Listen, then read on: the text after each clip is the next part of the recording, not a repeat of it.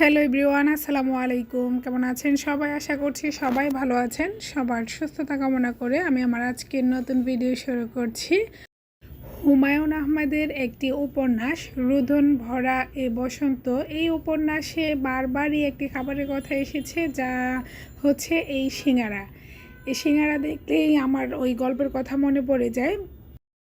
এই উপন্যাসের নায়িকা একসাথে ৩৮টি সিঙ্গারা খেয়ে ফেলেছে। তো আমি কিন্তু তার বাইরে না, আমার এই সিঙ্গারা খেতে খুবই ভালো লাগে। তবে সেটা যদিও ছিল মিনি সিঙ্গারা, আজকে আমি আপনাদের সাথে শেয়ার করব পারফেক্ট সাইজের সিঙ্গারা কীভাবে পুরসহ তৈরি করা হয়। আমি আজকে পুরসহ এই রেসিপিটা শেয়ার করব। তার জন্য প্রথমে একটা বল নিয়ে নিলাম, এর মধ্যে আমি 3 কাপ পরিমাণ ময়দা নিয়ে নিলাম। আজকে আমি ময়দা দিয়ে রেসিপিটা শেয়ার করব। তো এর মধ্যে আমি সামান্য পরিমাণ কালো জিরে, স্বাদ মতো লবণ দিয়ে ভালো করে শুকনো উপকরণগুলো আমি মিশিয়ে নিচ্ছি। এর মধ্যে প্রায় 3 টেবিল চামচ পরিমাণ আমি সয়াবিন তেল ব্যবহার করেছি। এখন তেলটা আমি ওই পর্যন্ত মাখাবো যতক্ষণ পর্যন্ত আটাটা ব্রেড ক্রামসের মতো না হয়। দেখতে পাচ্ছেন তেলটার সাথে মাখানোর এক পর্যায়ে এটা ব্রেড ক্রামসের মতো যখন হয়ে এসেছে, তখন আমি এর মধ্যে অল্প অল্প পানি দিয়ে আমি একটা শক্ত ডো করে নিব। সিঙ্গারার ডোটা কিছুটা শক্ত রাখলেই সিঙ্গারার শেপটা দিতে সুন্দর হয়, পারফেক্টলি পারা যায়, শেপটা পারফেক্ট আসে। তো আমি ভালোভাবে মাখিয়ে রেখে প্রায় আধা ঘন্টার মতো রেস্টে রেখে দেব। এটা এক পাশে আধা ঘন্টা রেস্ট হতে থাকুক, আমি ভিতরের পুরো অংশের কাজগুলো করে আসি। চলুন যাই। তো আমি ভিতরে আজকে কলিজা সিঙ্গারা তৈরি করব। এর জন্য আমি কলিজা নিয়েছি, কলিজার সাথে ঘিলাও ছিল। কোন কোন অঞ্চলে এটাকে কী বলে আমি জানি না। তো আমি প্রথমে গরম পানি দিয়ে দিলাম, একদম ফুটন্ত গরম পানিটাই আমি এই কলিজাগুলোর মধ্যে ব্যবহার করেছি। এর মধ্যে দিয়ে দিব একটা লেবুর ছোট্ট একটা অংশ, রসগুলো আমি দিয়ে দিচ্ছি এবং খোসাটাও দিয়ে আমি এটা এক পাশে রেখে দেব প্রায় 15 থেকে 20 মিনিটের মতো। অনেক সময় মুরগির এই কলিজা খেতে অনেকে পছন্দ করে না, কেমন যেন একটা স্মেল আসে, যার কারণে আমি লেবুর রসটা দিয়ে এভাবে কিছুক্ষণ ভিজিয়ে রাখলে দেখা যায় ওই স্মেলটা থাকে না। আমার কলিজাগুলো কিন্তু ফ্রোজেনই ছিল।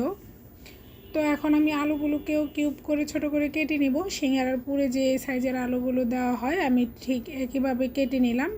এখন আমি সিঙ্গারাতে বাদাম ব্যবহার করব। বাদামগুলোকেও আমি ভেজে নিব, একদমই অল্প আছে, বাদামগুলো পুড়া যাবে না, অল্প আছে। কিছুটা সময় নিয়ে আমি মুচমুচা করে বাদামটা ভেজে নিয়েছি। আমি এই একই প্যানে বাকি কাজগুলো করে নিব। এর মধ্যে আরও সামান্য একটু তেল দিয়ে আমি এখানে 5 ফোড়ন দিয়ে দিলাম। দেখতে পাচ্ছেন গরম মশলার মধ্যে এলাচ, দারচিনি, তেজপাতা দিয়ে আমি কিছুটা নেড়ে চেড়ে নিব সুন্দর একটা স্মেল আসা পর্যন্ত। গরম মশলা এবং 5 ফোড়ন থেকে যখন সুন্দর একটা স্মেল চলে আসবে, এই পর্যায়ে আমি বাকি উপকরণগুলো এর মধ্যে অ্যাড করে দিব এক এক করে।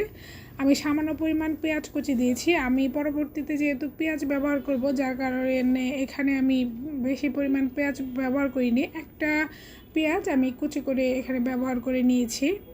দিয়ে দিলাম 1 চা চামচ আদা বাটা, 1 চা চামচ রসুন বাটা, 1/2 চা চামচ হলুদের গুঁড়া, 1/2 চা চামচ মরিচের গুঁড়া। এখন দিয়ে দিলাম 1/2 চা চামচ জিরের গুঁড়া। আমি সব মশলাগুলো দিয়ে ভালোভাবে এখন নেড়ে চেড়ে নিব। কিছুক্ষণ মশলাটাকে আমি কষিয়ে নিব।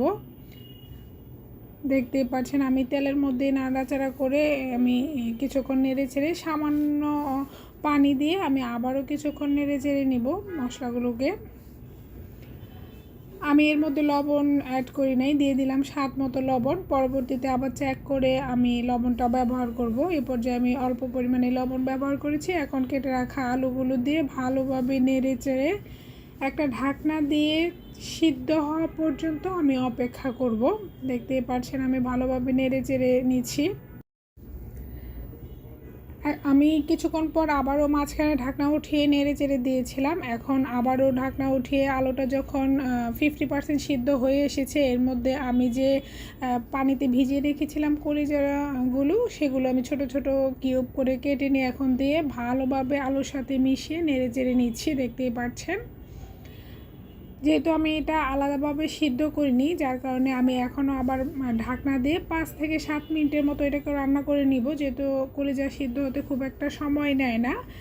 আমি এখন ভালোভাবে নেড়ে চেড়ে এর মধ্যে দিয়ে দিলাম বাদাম ভাজা, আমি ভেজে রেখেছিলাম বাদামগুলো, সেগুলো দিয়ে দিলাম এর মধ্যে কাঁচামরিচ কুচি, হাফ কাপ পরিমাণ আমি পেঁয়াজ কুচি এখানে ব্যবহার করেছি, দিয়ে দিলাম একদমই অল্প পরিমাণ গরম মশলা। এখন আমি সবগুলো উপকরণ ভালোভাবে নেড়ে চেড়ে নিব। এই পর্যায়ে আমার চুলার আঁচ একদমই লো টু মিডিয়ামে আছে। তো আমি কিছুক্ষণ নাড়াচাড়া করে চুলাটা বন্ধ করে আমি এই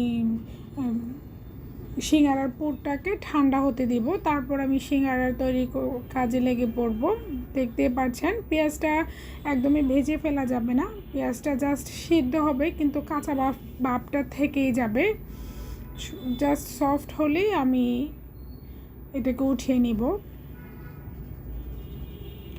দেখতে পাচ্ছেন আমি নেড়ে চেড়ে ভালোভাবেই মিশিয়ে নিচ্ছি। এ পর্যায়ে আমি চুলার আঁচটা একদমই লোতে রেখেছি। এখন চুলাটা বন্ধ করে দিলাম, এটা ঠান্ডা হতে থাকুক, বাকি কাজগুলো আমি করে নিচ্ছি। এই যে সিঙ্গারার ডোটাকে আমি এখন ভালোভাবে মথে নিব। সিঙ্গারার ডোটা যত ভালোভাবে মথে নেওয়া হবে, সিঙ্গারা তৈরি করতে ততই সুন্দর হবে এবং সহজেই তৈরি করে নেওয়া যাবে। আমি ভালোভাবে এটাকে মথে নিয়ে আমি যে সাইজের সিঙ্গারা করব, ছোট ছোট ডো আকৃতির করে নিচ্ছি।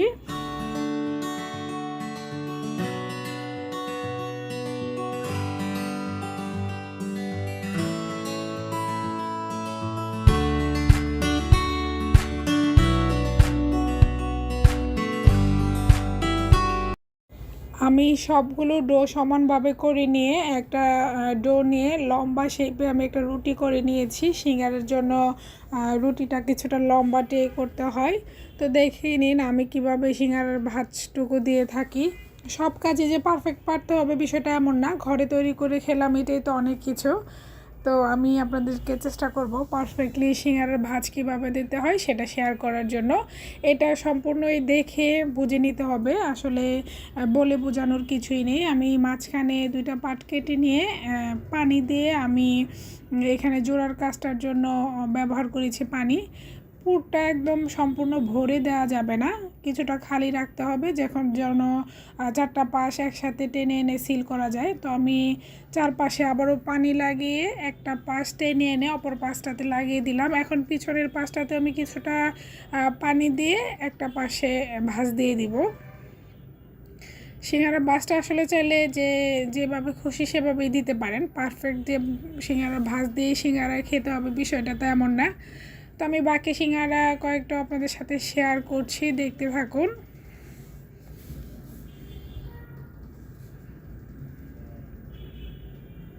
যে আমি কিছু সিঙ্গারা তৈরি করে নিলাম, আমি এখানে দ্রুতই আবারও কিছু সিঙ্গারা তৈরি করে নিচ্ছি।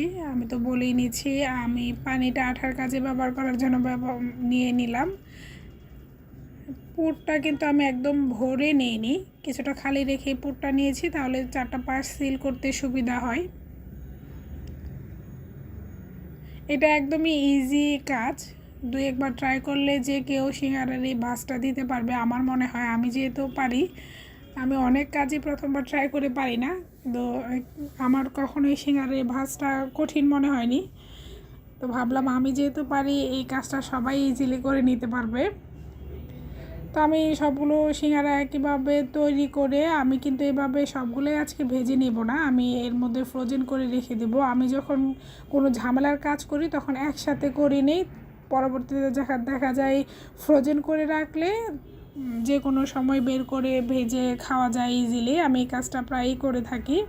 তো আজকে এর ব্যতিক্রম না, আমি আজকে অনেকগুলো সিঙ্গারাই তৈরি করেছি, এর মধ্যে অর্ধেক ভেজে নেব আর অর্ধেকগুলো আমি এভাবেই ফ্রিজে রেখে দেব। শক্ত হয়ে আসলে আমি একটা বক্সের মধ্যে একসাথে সবগুলো রেখে দিব। তো আমি কিছু সিঙ্গারা লালচে করে ভেজে নিব, একদম অল্প আছে ভেজে নিতে হবে, নাহলে দেখা যাবে সিঙ্গারাগুলো পুড়ে যাবে। ভিতরের কিছুই সিদ্ধ হওয়ার কিছুই নেই, কারণ ভিতরের পুরটা সম্পূর্ণই রান্না আছে, জাস্ট উপরে সুন্দর একটা কালার নিয়ে এসে যেন মচমচা হয় আমার আজকের এই সিঙ্গারার যে আমি ডোটা তৈরি করেছি একদম পারফেক্ট ছিল, একদম মচমচা হয়েছে। ভিডিওটা এতক্ষণ দেখার জন্য সবাইকে অসংখ্য ধন্যবাদ। ভালো লাগলে একটা লাইক দিয়ে দিবেন। আপনাদের একটা লাইক আমার নতুন নতুন ভিডিও করার উৎসাহ জাগাবে আর অনেকের কাছে আমার ভিডিওগুলোকে পৌঁছে দেবে। আপনাদের ভালোবাসা পেলে আমি সুন্দর সুন্দর কাজ উপহার দেওয়ার চেষ্টা করব। ধন্যবাদ সবাইকে। আসসালামু আলাইকুম।